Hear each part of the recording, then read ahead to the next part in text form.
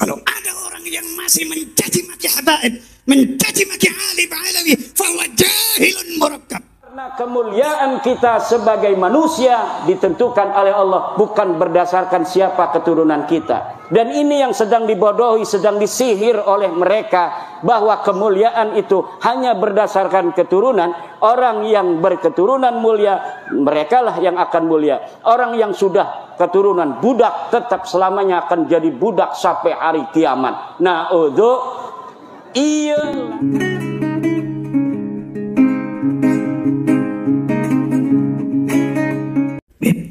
Jangan bahas nasab. Oke. Gak enak, kita harus bersatu. Saya bilang, nah, betul itu. Saya setelah mendengar fatwa dari Rais Am Nahdlatul Ulama, saya putuskan untuk berhenti membahas nasab. Sebab idza jaa nahrul akbar saqata nahrul asghar. Wa fi qaul idza jaa nahrul akbar saqata nahrul ma'kil nahru aklik. Kalau ulama terbesar di Indonesia sudah memberikan fatwa, orang-orang kecil seperti saya tidak layak lagi berbicara. Tapi siapa yang berani menentang ulama yang paling alim di Nahdlatul Ulama saat ini? Fahuwa jahilun murakkab. Bodoh rajanya bodoh. Apabila telah datang fatwa dari ulama besar, yang kecil-kecil diam dong. Bisik-bisik aja harusnya nggak berani. Apalagi muncul fatwa dari ulama kaliber dunia, Syekh Ali Jum'ah. Saya begitu melihat dua video itu, alhamdulillah wa syukur, khalaqa syughul. Udah nggak perlu ribut kita. Kalau ada orang yang masih mencaci maki habaib, mencaci maki alim alawi, fahuwa jahilun murakkab. Bodoh rajanya bodoh. Sayyidi Yusuf bin Ismail An-Nabhani, lihat di kitab-kitab beliau. Apa kata beliau? Ajma'atil ummatu syarqan wa gharba. Dari ujung barat sampai ujung timur semua sepakat ala sihhati nasabi Ali Abi Alawi. Tentang benarnya nasab Ali Abi Alawi. Diulangi oleh Syekh Ali Jum'ah. Beliau juga mengucapkan ijma'. Ya akhi. Saya maklumi Anda tidak pernah makan bangku pesantren. Saya maklumi Anda tidak mengerti ja'a Zaidun ra'aitu Zaidan. Saya maklumi Anda orang awam. Awamul muslimin la madhhabalah. Tapi laka aqlun. Engkau dan saya punya akal. Lihat siapa yang bicara ini. Saya ingat Syekhuna Imam Al-Habib Abdullah bin Abdul Qadir Al-Faqih. Beliau sering menemukan katanya di kitab-kitab perawi hadis. Apabila telah mengucapkan hadis Rasulullah musalsal bil awwaliyah, kalau sudah mengucapkan hadis an fulan wa an fulan wa an fulan wa an sahabiyil jalil an nabi Muhammadin sallallahu alaihi wasallam, fama ba'da dzalika min kalam. Kalau sudah ada sabda dari Rasulullah sallallahu alaihi wasallam, al ulama'ul muhaddithun al musnidun adaban ma'a Rasulillah, tidak berani berbicara lagi. Coba baca dalam Al-Quran, ada orang-orang yang dinas oleh Al-Quran tidak akan bahagia. Satu, la yuflihul kafirun, la yuflihul zalimun, la yuflihus sahirun. Tidak akan bahagia orang-orang yang kafir, tidak akan bahagia orang-orang yang zalim, tidak akan bahagia orang-orang tukang sihir, tukang merubah sejarah. Sihir itu, sahir itu tukang merubah sejarah. Menina bobokan pikiran orang untuk tidak sesuai dengan yang sebenarnya. Merubah-rubah sejarah Indonesia yang merdeka oleh Insinyur Soekarno, oleh Mbah Hasyim Asy'ari, Mbah Wahab Hasbullah, Bisri Sansuri, ulama-ulama Nusantara, pejuang-pejuang Nusantara, sekarang dirubah katanya hari penetapan 17 Agustus 45 oleh Habib. Ini perubahan. Tidak ada dalam sejarah masa lalu. Tidak ada di dalam kemerdekaan kita, di dalam merebut kemerdekaan dari penjajah Jepang, dari penjajah Belanda. Cerita orang-orang kabib-kabib berjuang untuk NKRI. Teu aya ora ono. Tapi hari ini sejarahnya ditulis seperti itu. Apakah orang-orang Sendang Agung akan membiarkan sejarah leluhurnya di masa lalu dirubah oleh orang-orang zalim, oleh tukang-tukang sihir, menyihir dengan merubah sejarah? Itu lebih kuat daripada melet perempuan. Mana? PW ini ajian peletnya udah dikasih, jangan macam-macam. Melet perempuan itu paling manfaatnya untuk dirinya dan mafsadatnya untuk perempuan yang dipelet itu. Tapi kalau merubah sejarah, memelet sejarah, mensihir sejarah, 7 turunan bahkan sampai kiamat kita akan dijajah oleh yang merubah sejarah kita. Ketika mereka di zaman-zaman membutuhkan tenaga, membutuhkan darah, membutuhkan perjuangan, membutuhkan pasukan, di mana mereka tidak ada yang mengirimkan pasukan.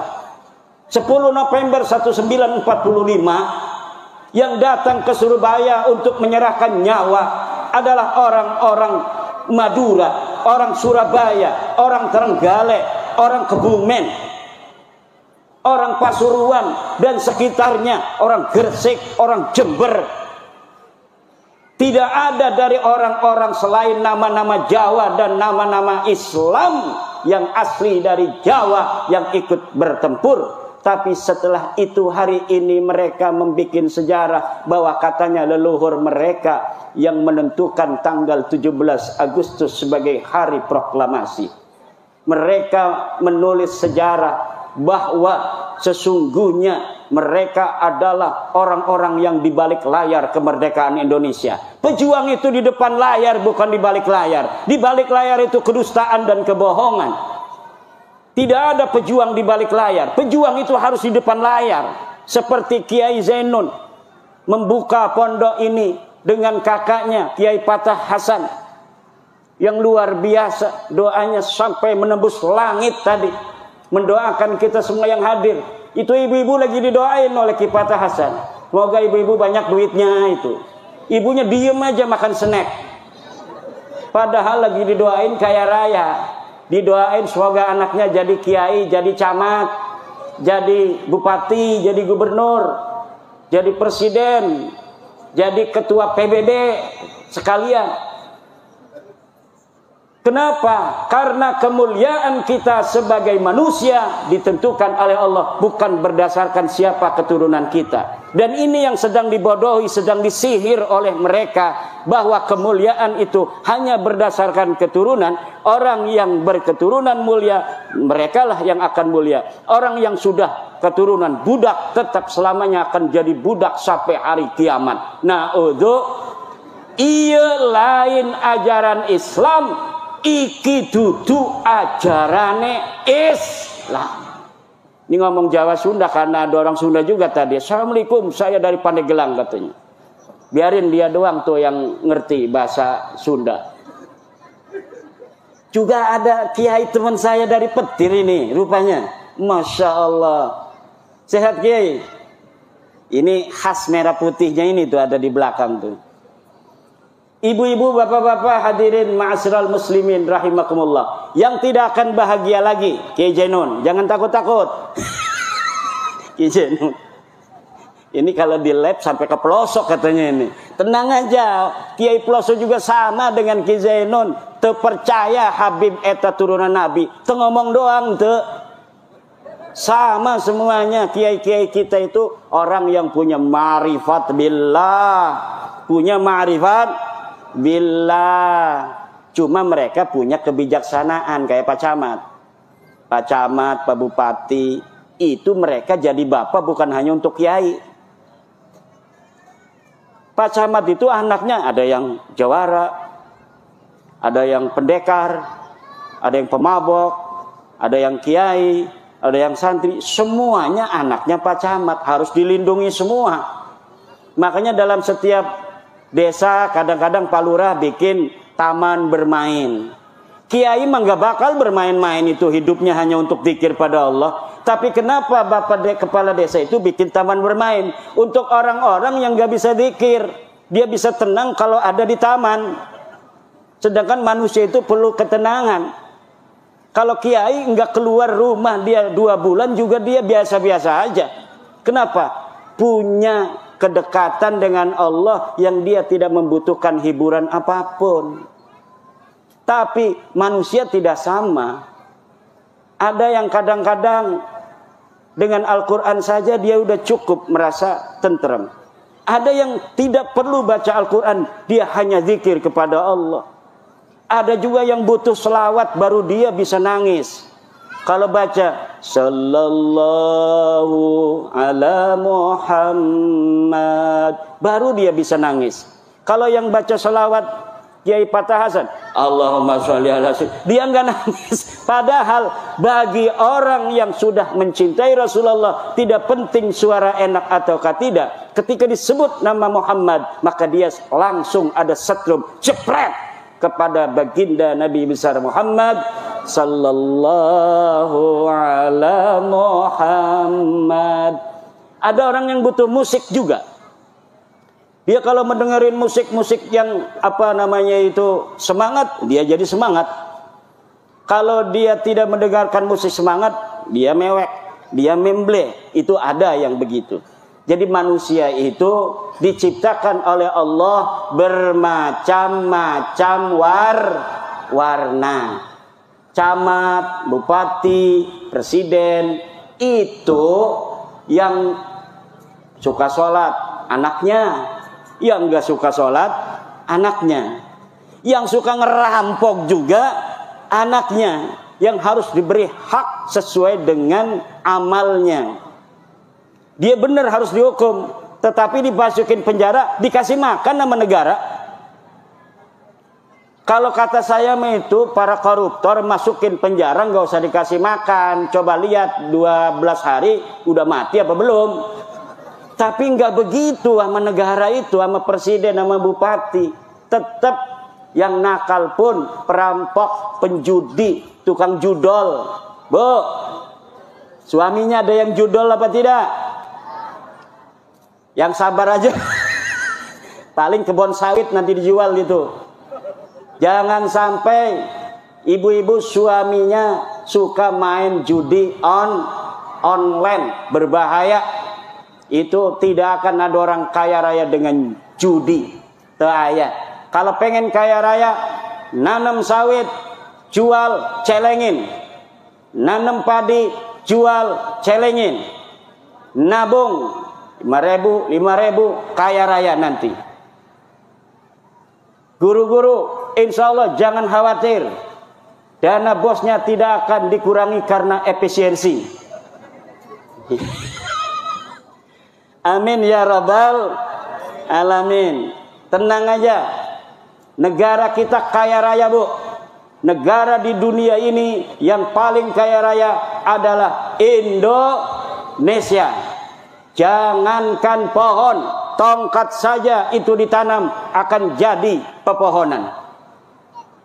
Ini negeri kita Indonesia, makanya banyak orang yang pengen ngaku-ngaku ini negeri adalah negeri mereka. Ini negeri Indonesia, Bintu Terim. Anak perempuannya Kota Tarim. Kota Tarim siapa itu? Kota apa itu? Kalau anaknya kaya raya begini, harusnya kaya raya itu Kota Tarim. Kaya apa tidak Kota Tarim? Miskin. Kalian orang bodoh. Yang pintar itu orang pelosok. Yang pintar itu orang Riboyo. Yang pintar itu Sidogiri. Yang pintar itu adalah Syekh Nawawi Tanar Al-Bantani. Yang pintar itu santri-santri kita. Mereka hanya punya sahirun, menyihir bahwa kami lebih mulia dari kalian, kami lebih hebat dari kalian. Ilmunya nggak ada. Tapi anehnya masih banyak kita yang bodoh spiritualnya, bodoh emosionalnya. Hanya dengan kata-kata narasi dan diksi begitu kita percaya. Katanya mereka turun nabi, turunan dari mana? Nabi itu orang Arab, wajah kalian bukan Arab itu. Ngaca dong. Kalian Arab apa bukan?